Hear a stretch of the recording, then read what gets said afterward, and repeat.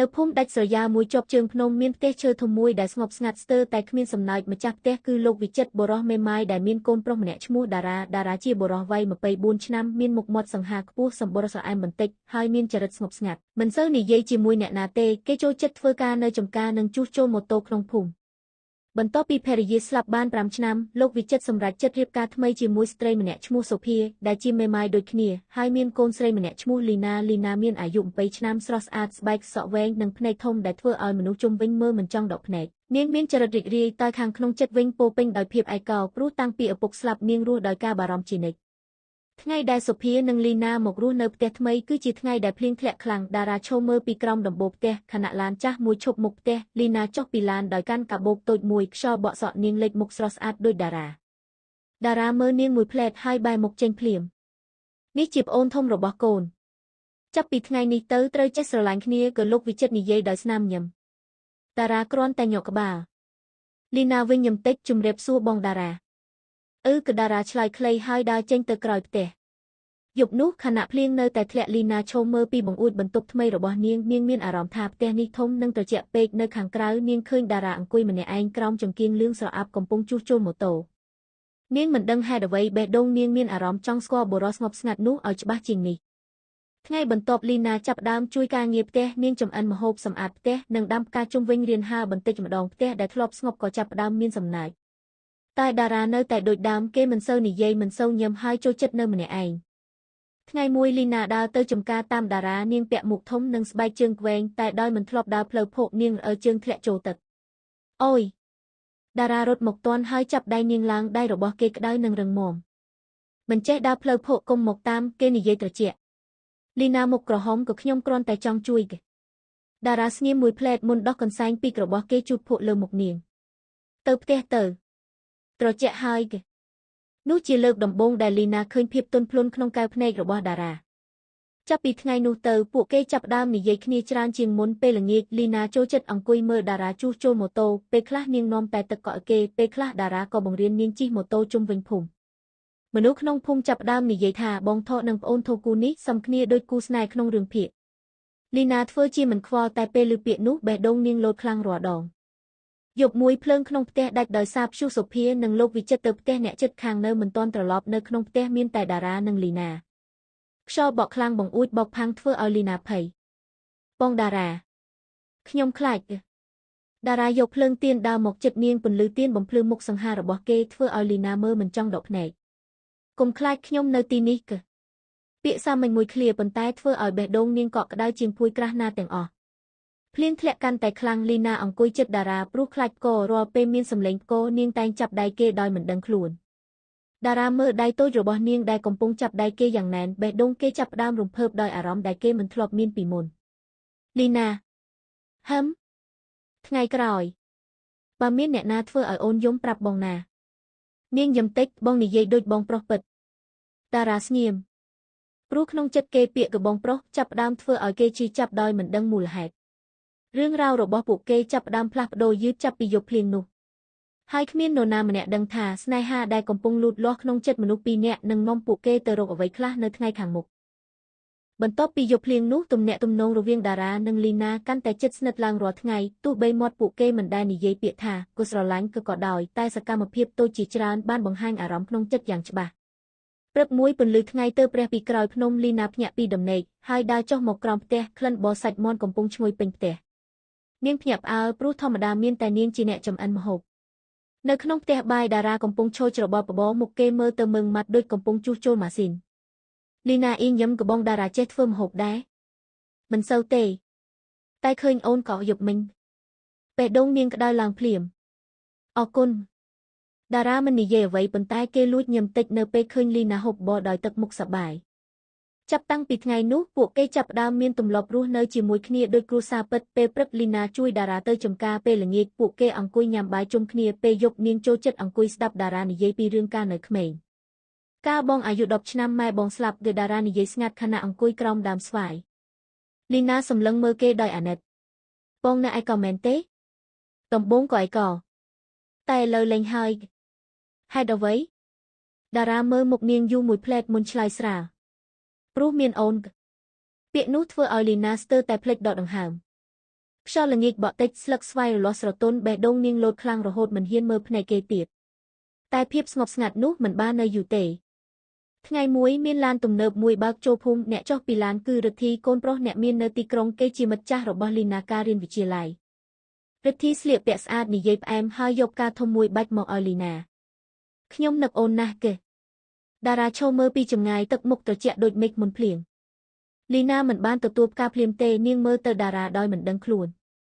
រិទ្ធីញឹមប្អូននៅទីនេះលំបាកណាស់មកនៅទីក្រុងជាមួយបងវិញទៅខ្ញុំគឺមិនទាន់និយាយចប់តារាក៏ដើរចេញទៅក្រោយផ្ទះយប់នោះតារាផឹកស្រាម្នាក់ឯងក្រោមផ្ទះលីណាដើរមកអង្គុយក្បែរបងខឹងមែនទេគ្មានបងមិនសូវនិយាយជាមួយខ្ញុំទេតាំងពីសៀលតារាសើចតិចដោយភាពឈឺចាប់អូនគួរតែទៅនៅទីក្រុងជាមួយគេអាចឲ្យជីវិតល្អជាងនេះគឺលីណាមុខស្រពាប់ភ្លាមចុះបងវិញតារាស្ងៀមបងចង់ឲ្យខ្ញុំទៅមែនទេបុរសសង្ហាម្នាក់នោះក្តាប់ដប់ស្រាខ្លាំងរហូតដៃសៃឡើងបងគ្មានសិទ្ធិឃាត់អូនទេលីណាមើលមុខគេយូរភ្នែកនាងចាប់ផ្ដើមក្រហមតែខ្ញុំចង់ឲ្យបងឃាត់គេតារាលើកមុខមើលនាងភ្លាមខ្យល់យកបក់សក់លីណាឲ្យរលាស់តិចទឹកភ្នែកនាងធ្លាក់មួយដំណក់ខ្ញុំមិនចង់ទៅណាទេខ្ញុំចង់នៅក្បែរបងបេះដូងតារាលោតខ្លាំងដូចចិត្តផ្ទុះលីណាខ្ញុំដឹងថាពួកយើងជាបងទុកនឹងប្អូនធោតែខ្ញុំមិនអាចបញ្ឈប់ចិត្តខ្លួនឯងបានទេសំឡេងនាងញ័ររាល់ថ្ងៃដែលនៅក្បែរបងខ្ញុំកាន់តែស្រឡាញ់បងពេលនោះតារាមិនអាចទប់អារម្មណ៍បានទៀតគេទាញនាងចូលអោបយ៉ាងណែនលីណាបិទភ្នែកយំតិចក្នុងដៃគេបងក៏ដូចគ្នាក៏តារាខ្សឹបក្បែរទៅជានាងក៏បងព្យាយាមគេចពីអារម្មណ៍នេះយូរហើយតែបងធ្វើមិនបានយប់នោះក្រោមពន្លឺព្រះច័ន្ទស្រអាប់មនុស្សពីរនាក់ដែលមិនគួរស្រឡាញ់គ្នាបែរជាបើកបេះដូងឲ្យគ្នាទាំងស្រុងតែស្នេហាដែលលាក់លៀមមិនអាចលាក់បានរហូតទេពីលើជណ្ដើរផ្ទះមានមនុស្សម្នាក់កំពុងឈរមើលពួកគេទាំងពីរគឺលោកវិចិត្រទឹកមុខរបស់គាត់ស្ងៀមស្ងាត់ប៉ុន្តែភ្នែកពោពេញដោយការខកចិត្តហើយនោះគឺជាចំណុចដែលធ្វើឲ្យជីវិតរបស់តារានិងលីណាផ្លាស់ប្ដូរទាំងស្រុងព្រឹកថ្ងៃបន្ទាប់បរិយាកាសក្នុងផ្ទះស្ងប់ស្ងាត់ខុសធម្មតាសូម្បីសំឡេងមាន់រងាវពីក្រោយផ្ទះក៏ហាក់ដូចជាស្ដាប់ទៅធ្ងន់ធ្ងរលីណាចុះពីបន្ទប់យឺតនាងមិនហ៊ានមើលមុខលោកវិចិត្រនិងសុភាទេតារាវិញអង្គុយស្ងៀមនៅមុខផ្ទះកាន់កែវកាហ្វេតែមិនបានផឹកសោះលោកវិចិត្រដាក់ស្លាបព្រាចុះលើក្បាលយ៉ាងស្រាលតែសំឡេងនោះធ្វើឲ្យអ្នកទាំងអស់គ្នាភ្ញាក់តារាឡើងទៅជួបឪពុកលើបន្ទប់តារាងក់ក្បាលដោយមិននិយាយអ្វីលីណាមើលតាមខ្នងគេដោយបេះដូងញ័រនៅលើបន្ទប់លោកវិចិត្រឈរមើលចេញក្រៅបង្អួចគាត់មិនងាកមកមើលកូនប្រុសភ្លាមទេឪពុកបានឃើញអស់ហើយតារាស្ងៀមឯងដឹងទេថាវាមិនត្រឹមត្រូវខ្ញុំដឹងហើយនៅតែបន្តតារាបិទភ្នែកមួយភ្លែតមុនឆ្លើយស្ងាត់ខ្ញុំព្យាយាមឈប់ហើយតែខ្ញុំមិនអាចលោកវិចិត្រដកដង្ហើមវែងគាត់ស្រឡាញ់កូនប្រុសម្នាក់នេះណាស់តាំងពីតូចតារាមិនដែលធ្វើឲ្យគាត់ពិបាកចិត្តទេតែពេលនេះរឿងដែលកំពុងកើតឡើងធ្វើឲ្យគាត់មិនដឹងត្រូវដោះស្រាយយ៉ាងណាមនុស្សក្នុងភូមិបើដឹងគេនឹងនិយាយមិនល្អខ្ញុំមិនខ្វល់ទេតែឪពុកខ្វល់សំឡេងលោកវិចិត្រខ្លាំងឡើងជាលើកដំបូងលីណាជាប្អូនធោឯងតារាក្តាប់ដៃជាប់ពួកយើងមិនមែនឈាមតែមួយគេតែសង្គមមើលមិនដូច្នោះបន្ទប់ស្ងប់ភ្លាមក្រោយមួយសន្ទុះលោកវិចិត្រនិយាយទន់ចុះឪពុកមិនចង់ឲ្យឯងឈឺចាប់ទេតារាតែរឿងខ្លះស្រឡាញ់ក៏មិនអាចបានពាក្យនោះដោយកំបិតមុតចាក់បេះដូងគេនៅខាងក្រោមផ្ទះលីណាឈររងចាំដោយទឹកភ្នែកពេញភ្នែកពេលតារាចុះមកនាងរត់ទៅជិតភ្លាមឪពុកនិយាយអ្វីតារាមិនឆ្លើយភ្លាមទេគេគ្រាន់តែមើលមុខនាងយូរដូចចង់ចាំគ្រប់យ៉ាងលីណាប្រហែលពួកយើងគួរតែឈប់នាងស្ទើរតែមិនជឿទៅជាខ្លួនឯងបងនិយាយអ្វីបងមិនចង់ឲ្យអូនពិបាកទេតែខ្ញុំមិនខ្វល់អ្វីទាំងអស់សំឡេងនាងញ័រខ្ញុំស្រឡាញ់បងតារាសើចឈឺចាប់តិចនឹងហើយដែលធ្វើឲ្យបងខ្លាចលីណាចាប់ដៃគេយ៉ាងណែនបងអាចទ្រាំឲ្យខ្ញុំយំរាល់ថ្ងៃបានមែនទេតារាស្ងៀមព្រោះគេដឹងចម្លើយច្បាស់គេមិនអាចយប់នោះតារាដើរចេញពីផ្ទះម្នាក់ឯងគេជិះម៉ូតូទៅដល់មាត់ទន្លេក្រោយភូមិខ្យល់យប់ត្រជាក់ប៉ុន្តែមិនត្រជាក់ដូចក្នុងចិត្តគេអង្គុយសម្លឹងទឹកហូរយូរស្នេហាដែលមិនគួរកើតបែរជាក្លាយជារឿងសំខាន់បំផុតក្នុងជីវិតគេនៅផ្ទះវិញលីណាយំមិនឈប់សុភាអង្គុយក្បែរកូនស្រីដោយអាណិតម៉ាក់ខ្ញុំខុសមែនទេសុភាស្ងៀមមួយភ្លែតមុនលើកដៃជូតទឹកភ្នែកឲ្យនាង ស្នេហាមិនមែនជាកំហុសទេកូនតែពេលខ្លះវាពិបាកពេកតែខ្ញុំមិនចង់បាត់បង់តារាទេសុភីមើលកូនស្រីយូក្នុងនាមជាម្ដាយនាងឃើញច្បាស់ថាលីណាស្រឡាញ់តារាពិតប្រាកដថ្ងៃបន្ទាប់ព្រឹទ្ធីមកផ្ទះម្ដងទៀតគេនាំអំណោយជាច្រើនមកឲ្យលីណាហើយសុំឲ្យនាងទៅទីក្រុងជាមួយគេតែពេលលីណាឃើញតារាឈរពីចម្ងាយដោយទឹកមុខស្ងប់ស្ងាត់នាងក៏ដើរទៅក្បែរតារាភ្លាមនាងចាប់ដៃគេនៅមុខរិទ្ធីខ្ញុំសុំទោសតែខ្ញុំមានមនុស្សដែលខ្ញុំស្រឡាញ់ហើយគេរិទ្ធីភ្ញាក់ផ្អើលគឺបងប្អូនលីណាមិនដោះដៃចេញទេ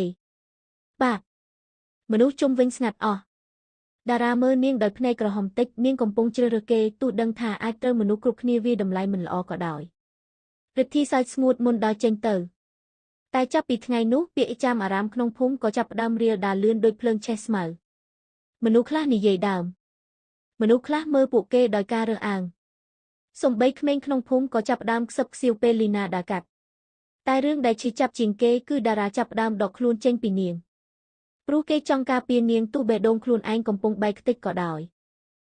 ថ្ងៃកន្លងផុតទៅបរិយាកាសក្នុងភូមិកាន់តែតានតឹងមនុស្សជាច្រើនចាប់ផ្ដើមនិយាយដើមពីតារានិងលីណាមិនថាពេលទៅផ្សារឬទៅវត្តទោះពួកគេមិនមែនជាបងប្អូនឈាមតែមួយក៏ដោយតែសម្រាប់អ្នកភូមិវានៅតែជារឿងដែលពិបាកទទួលយក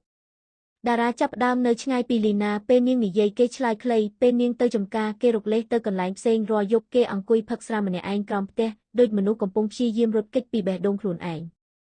លីណាវិញឈឺចាប់រាល់ថ្ងៃ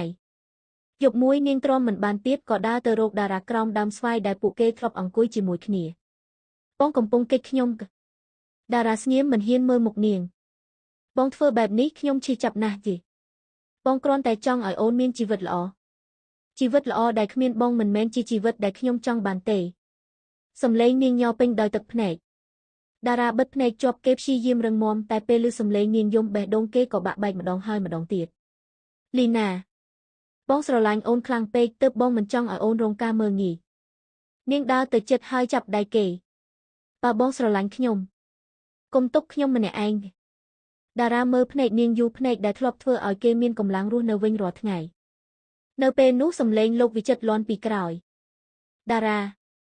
អ្នកទាំងពីរភ្ញាក់ហើយងាកទៅមើលលោកវិចិត្រដើរមកយឺតទឹកមុខគាត់មើលទៅនឿយហត់ដូចមនុស្សដែលគិតអ្វីមួយយូរមកហើយគាត់ឈប់នៅមុខពួកគេហើយដកដង្ហើមវែងឪពុកធ្លាប់គិតថារឿងនេះគ្រាន់តែជាអារម្មណ៍មួយរយៈគាត់មើលទៅលីណាដែលកំពុងយំតែពេលឃើញអូនឈឺចាប់បែបនេះឪពុកដឹងហើយថាអូនស្រឡាញ់គ្នាពិតតារាភ្ញាក់ផ្អើលឪពុកលោកវិចិត្រញឹមស្រាលទាំងភ្នែកក្រហមជីវិតមនុស្សមិនវែងទេបើរស់ដោយបង្ខំចិត្តទោះមានគិតយប់ប៉ុណ្ណាក៏មិនសប្បាយលីណាស្រក់ទឹកភ្នែកខ្លាំងជាងមុនតែឪពុកអ្នកភូមិឲ្យគេនិយាយទៅលោកវិចិត្រដាក់ដៃលើស្មាកូនប្រុសតារាបណាឯងមើលថែអូនបានល្អឪពុកមិនប្រឆាំងទៀតទេតារាស្ទើរមិនជឿទៅជាខ្លួនឯងគេមិនដែលឃើញឪពុកនិយាយទន់ភ្លន់បែបនេះទេលីណារត់ទៅអោបម្ដាយនាងដែលឈរពីក្រោយផ្ទះយូរហើយសុភីញឹមទាំងទឹកភ្នែកហើយលើកដៃប៉ះក្បាលកូនស្រីយ៉ាងទន់ភ្លន់ម៉ាក់សុំតែមួយកុំបោះបង់គ្នាយប់នោះជាលើកដំបូងក្នុងរយៈពេលយូរផ្ទះឈើធំនោះមានសំណើចវិញប៉ុន្មានខែក្រោយមនុស្សក្នុងភូមិចាប់ផ្ដើមឈប់និយាយដើមព្រោះពួកគេឃើញថាតារានិងលីណាស្រឡាញ់គ្នាដោយស្មោះតារាខិតខំធ្វើការកាន់តែខ្លាំងបើកន្លែងជួសជុលម៉ូតូធំមួយក្នុងភូមិលីណាវិញបើកហាងកាហ្វេតូចមួយក្បែរផ្ទះពេលល្ងាចពួកគេចូលចិត្តអង្គុយមើលថ្ងៃលិចក្រោមដើមស្វាយដែរថ្ងៃមួយតារាយកប្រអប់តូចមួយចេញពីហោប៉ៅលីណាហឹមរៀបការជាមួយបងបានទេលីណាយំទាំងសើចហើយងក់ក្បាលភ្លាមខ្យល់ល្ងាចបក់ស្រទន់ខណៈបុរសសង្ហាម្នាក់ពាក់ចិញ្ចៀនឲ្យនារីដែលគេស្រឡាញ់បំផុតមនុស្សពីរនាក់ដែលធ្លាប់ខ្លាចស្នេហារបស់ខ្លួននៅទីបំផុតក៏បានរៀនថាស្នេហាពិតមិនមែនកើតពីឈាមតែមួយឬអ្នកអតីតទេវាកើតពីមនុស្សពីរនាក់ដែលស្មោះត្រង់ចំពោះបេះដូងគ្នានិងមិនបោះបង់គ្នាក្នុងថ្ងៃលំបាកហើយចាប់ពីថ្ងៃនោះទៅផ្ទះឈើក្រោមជើងភ្នំមួយនោះលែងស្ងប់ស្ងាត់ដូចមុនទៀតហើយព្រោះវាពោពេញដោយសំណើចសេចក្តីស្រឡាញ់និងក្តីសុខរបស់គ្រួសារតូចមួយចុងក្រោយរហូតទៅ